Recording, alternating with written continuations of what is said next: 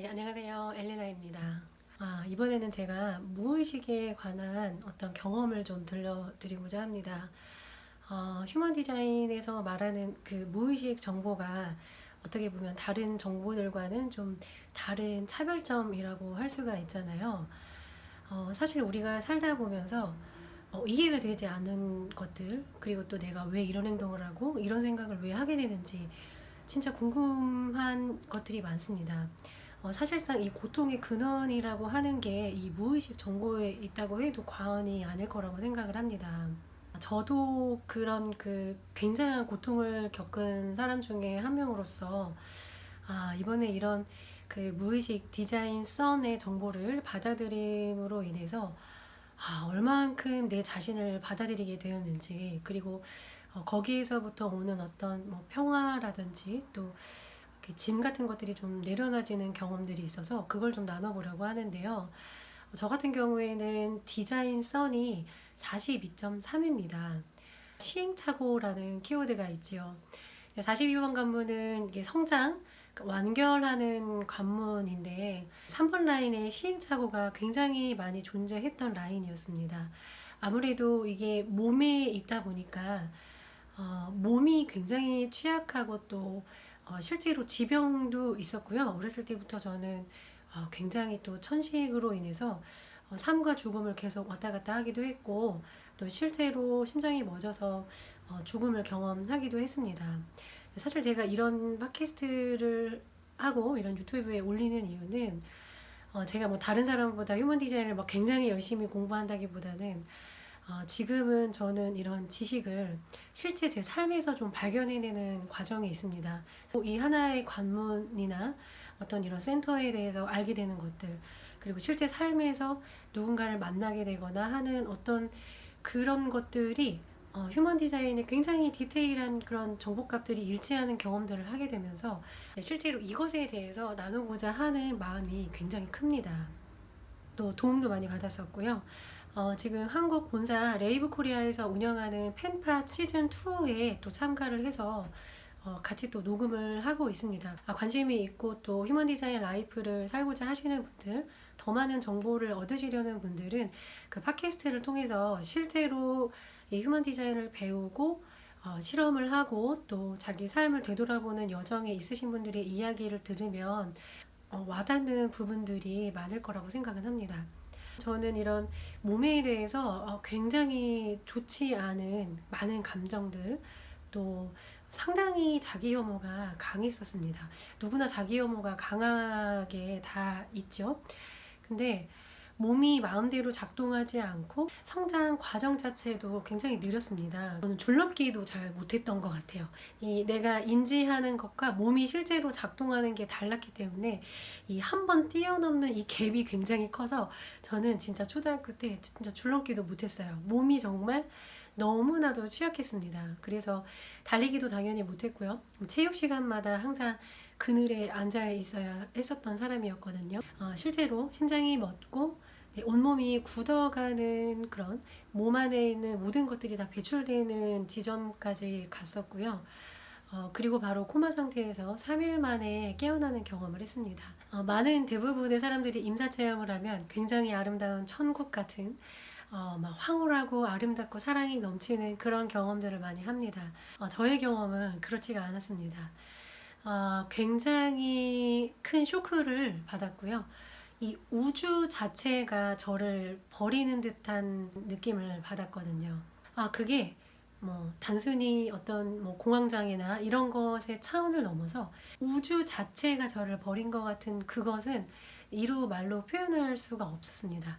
근데 뭐 정신과도 찾아보고 뭐 심리학도 보고 뭐 MBTI도 해보고 마음챙김도 해보고 그런 뭐 명상 프로그램도 참가를 해보고 뭐 종교에도 많이 가보고 했는데 거기에서 풀어지는 데는 굉장히 한계가 있었는데요.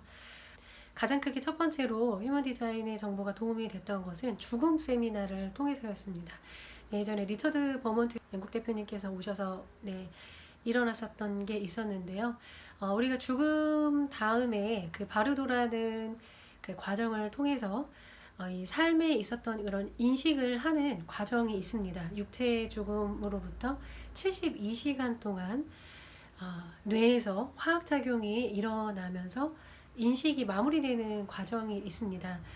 그런데 죽음을 경험하게 될 때 우리의 의식은 모든 것으로부터 버려지는, 정말 아무짝에도 쓸모없이 쓰레기 더미에 버려지는 것과 같은 경험을 하게 된다고 합니다. 네, 제가 거기에서 알게 되었습니다. 제가 경험한 게 어떤 수준에서 일어난 건지, 그리고 이것을 해결하기 위해서는 너무 많은 정보들이 있지만 실제로 저한테 적용이 되지 않았다는 것, 식적으로는 기억하고 있지 못하지만 죽음 세미나에서 그 정보를 접했을 때 저는 아주 깊은 곳으로부터 터져 나오는 울음을 느낄 수가 있었습니다.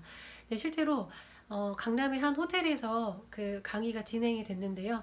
잠깐 점심시간에 나와서 강남 한복판을 걸으면서 정말 아주 깊은 곳으로부터 터져 나오는 눈물을 주체할 수가 없어서 미친 듯이 엉엉 울면서 밥을 먹으러 갔던 기억이 있습니다.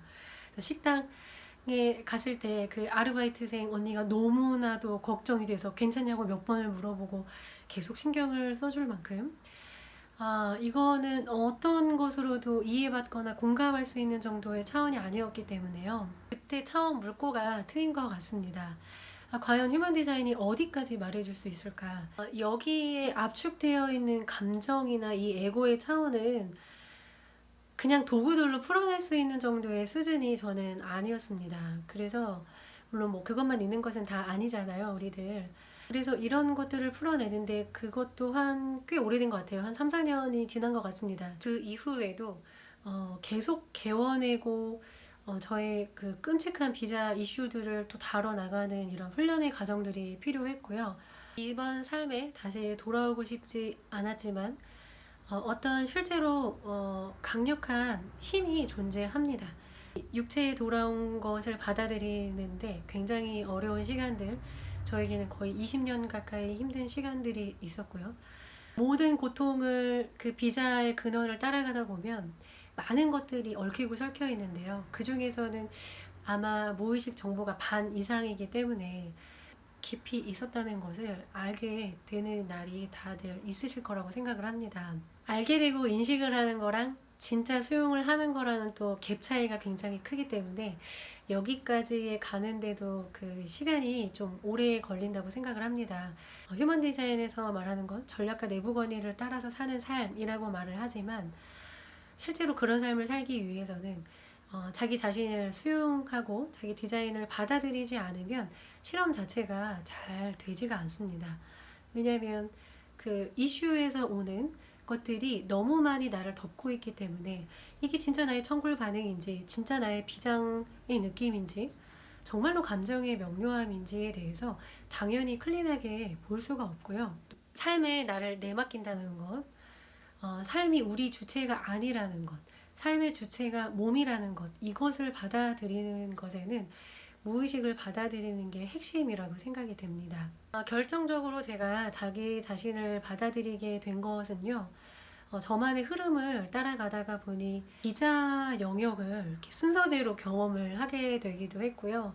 또 저는 몸과 이 아즈나, 몸과 마음 자체가 다 무의식으로만 그 디자인이 되어 있기 때문에 의식적으로는 제가 이해할 수 있는 게 없었어요. 이번 삶이라든지 이런 몸을 통해 일어나는 나의 상황들.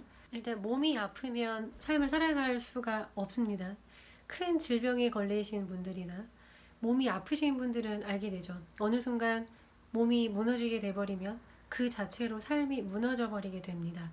제 자신을 좀 반추하는 시간을 많이 갖게 되면서 인식이 좀 떠오른 게 많이 있었습니다. 이 혼자 지내는 기간을 통해서 예전에 제가 그렇게 겪었던 것들이 다 무의식 정보라는 것을 알게 됐습니다.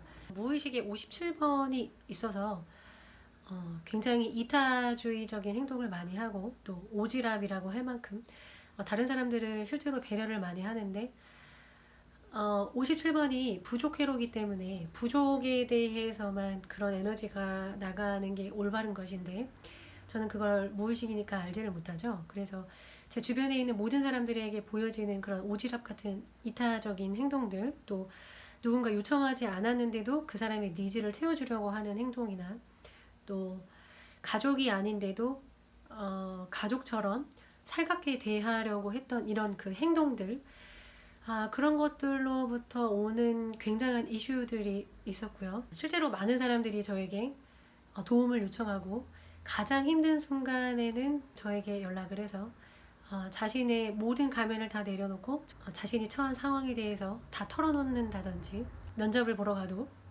그 대표님께서 자신이 회사에서 겪어온 모든 그런 힘들었던 가족에게도 말하지 못했던 그런 이야기들을 정말 그 다